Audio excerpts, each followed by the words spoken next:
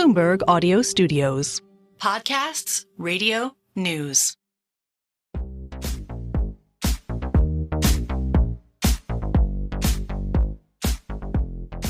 Welcome to Merryn Talks Your Money, the personal finance edition of Merryn Talks Money. In these bonus podcasts, we talk about the best strategies for making the most of your money. I'm Merryn Somerset Webb, and with me, senior reporter and money distilled author John Stepek. Hi, John. Hi, Mel. So this week we are answering a question from Sarah. Sarah wrote in, so we haven't got the audio for that, so I'm going to have to read the question. Sorry about that. She wrote in, and she says, I'm a reasonably savvy investor, and I monitor my investments closely, although investing is not my day job. Given that I'm small and nippy, unlike the funds, how realistic is it to set myself a 20% per annum growth target from a mix of 30% growth shares, 30% trackers, and 30% actively managed funds? Okay, this is an interesting question, but our answers to this, I just want to be clear before we get going. John and I are not giving anybody specific advice here. What we're just trying to do, we're going to try and talk around the subject a little bit and give a general idea of how to approach this question, this dilemma. But the first thing to say, and I think we are going to put a number on it, John, 1 to 10, 10 being realistic, 1 being not very realistic. How realistic is for anybody, not just Sarah, but anybody to make 20% a year on their investments year in, year out? I'm afraid it's a 1. Okay. So it's highly, highly unlikely. Well, there's almost nobody who has ever done this, right? And in our experience, you might get people who over time might come out with a really impressive return, but even with ups and downs, 20% a year is fairly spectacular. But to do that every year for a series of years, I mean, who's done that? Who is there? Well, there are a few people who've managed to make. I mean, Stan Druckenmiller, who's like one of the world's most respected hedge fund managers, consistently managed to make apparently 30% a year between 1986 and 2010. Hang on, but Peter Lynch. But wait, stop. Without ever having a down year, because that's the key. Without ever having a year when he had a drawdown of 20, 30, 40, 50% consistently. Yeah, I mean, he's staggeringly good. And there's also Fidelity's Magellan Fund, which was run by Peter Lynch, who wrote One Up on Wall Street, which is an excellent book that you should all read. And he made 29% a year between 1977 and 1990. So it can be done, but they are also the world's best investors. And actually it was their day job as well. So they're not, they're not part-time investors. The other thing that should be said here is there's an argument to be made that if you keep tossing coins, there's always going to be someone who gets 20 years worth of heads, right?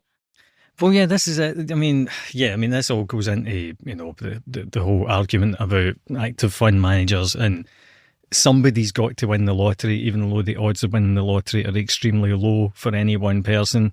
So yeah, just because you win the lottery doesn't mean that you're skilled. It just means that you happen to be the 1 in a million people that did it. So again, yeah, it's very difficult to separate out although I would say that we believe in active management having the potential to add alpha, as it were. There is also a very good argument to be made about, monkeys tossing coins and one of them getting lots of heads in a row. Yeah. What about that wonderful Warren Buffett? Well, I was looking at this because, if you're looking at things that are a little bit closer to the modern day and also the sorts of funds that pop into your head instantly, if you look back over the last decade roughly, and I'm taking this in pound terms, so you've actually also enjoyed a certain amount of currency benefits here as well, because the pound has largely got weaker against the dollar over the last 10 years. So the Scottish Mortgage Trust, which is one that I think most of our readers would imagine has been an absolutely stellar performer, that's done about 16% a year over the last decade. Berkshire Hathway's managed about 16.5%. And to be fair, the S&P 500 has done 16% as well over that period. So, and those are amazing returns by comparison to, the kind of long-term return on equities. So I think the kind of point there is, even if you'd been invested in what I think most people would think were very good investments over the last 10 years, you still wouldn't have managed to hit the 20% a year. Yeah, and those are also very good investments in a period when markets have mostly gone up. And in particular, when American markets have mostly gone up. So they've had a fantastic tailwind at the same time. Yeah, I mean, so it's been a very good time for those. Well, I suppose, one reason we picked them is because they have been among the better performing investments. So, and also, obviously, if you'd stuck all your money in any of those, that would have been highly concentrated. Putting 100% of your money into even Warren Buffett's fund, is taking a big sort of non-diversification risk. So basically 20% is really, really, really hard. And it's the sort of thing that only the world's best investors, probably taking risks that your average private investor cannot or should not over a prolonged period of time and using an awful lot of expertise. Okay. So, John, what is a realistic expectation for Sarah? I mean, the long-term return on equities, irritatingly, I don't have it in front of me, but it's around about 7 or 8%. No, it's not even that high. I thought it was more like 6%. If you look at all the very long-term studies for the US, you're talking about 6% real, aren't you? No, sorry, 6% real. I think I'm thinking the nominal terms. Yeah, so once you've adjusted for inflation, about 6%. Although I have to tell you, I was speaking to Bill Dinning at Waverton, and he was pointing out to me that at the beginning of 2009, the UK stock market, adjusted for inflation, that's the key bit, stood no higher than it was in 1693. It was also lower than where it finished every year between 1716 and 1759, and below its level every year from 1893 to 1913. So that's not really ideal, is it? That's not the kind of returns we're after. That's bad, but at the same time, the UK kind of is known as an income market. And I do think that excluding, like the DAX, the German DAX is a good example here. It's recently made new records, but what most people don't fully appreciate is that the DAX is a total return index. So it includes the income from dividends in it. And if the FTSE 100 is a total return index, it would look very different. I do feel excluding I get why people do it, but I also don't see that it's of that much use. If you're looking at long-term returns to calculate it like that. There you go. John Stepek, always available to defend the UK. Thanks, John. That's it. Oh, you're right, of course. I think that there's another issue here with the way that Sarah's thinking about this. So she's looking at wanting to make 20% growth a year, and then another part of her question, she sort of makes a comment that implies that she wants to make 20% every year in each kind of discrete year. And I think that shows that she's thinking too short term.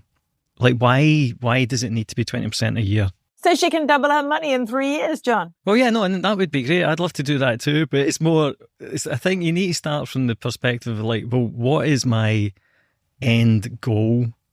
What is a realistic return that an average person would make? And then if I manage to beat that, that's great. But what's the average return?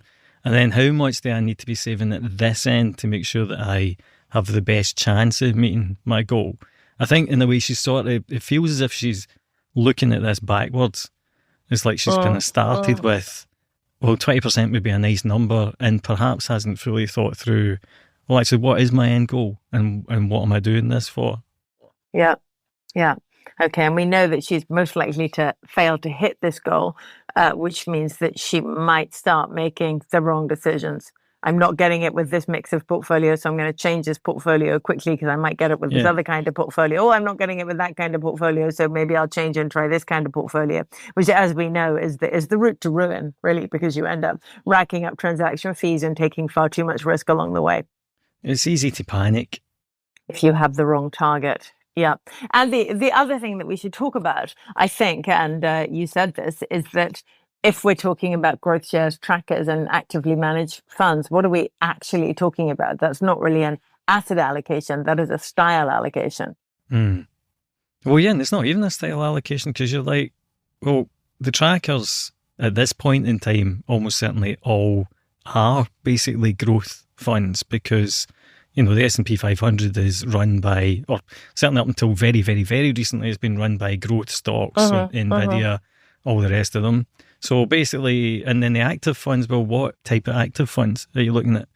And that's before you get to things like your country allocation and more importantly, your asset allocation. So if you get any money in bonds, you get any money in gold, that sort of thing.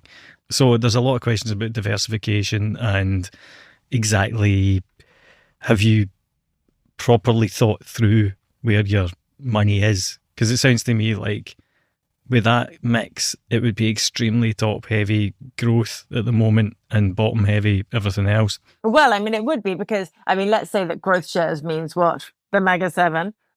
Trackers means a very large percentage is in the Mega 7, or at least in US tech stocks, and in particular in the US, and 30% actively managed funds. Now, that could mean anything at all, but it's also true that most actively managed funds these days will have a relatively high allocation to those same momentum-driven technology stocks, because without it, you will almost definitely underperform, perhaps not going forward, but historically, you would definitely have underperformed if you didn't hold those stocks. So if you hold those two things and you don't think about it very carefully, you are effectively a momentum investor. Yeah.